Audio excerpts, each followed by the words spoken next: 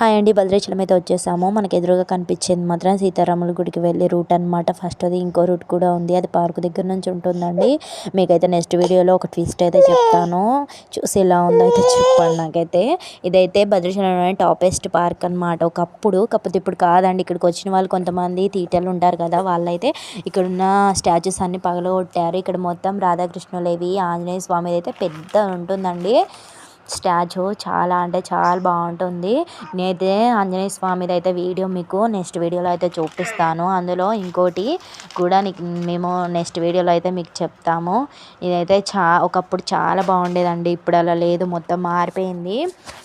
ఎవరు రాక వచ్చిన వాళ్ళేమో ఇలా విగ్రహాలను ఇలా చేయడం వల్ల అంతేం బాగాలేదు. ఒకప్పుడు చాలా బాగుండే అండి. ఇక్కడికి వచ్చి మనం ఏమన్నా తినడానికి కూడా బాగుంటుంది. ఇక్కడ పిల్లలతోటి ఎంజాయ్ చేయడానికి కూడా బాగుంటుందండి. టెంపుల్కి వెళ్ళి ఇటే వస్తారు చాలామంది, కానీ ఇప్పుడు ఎవరు రావట్లేదు.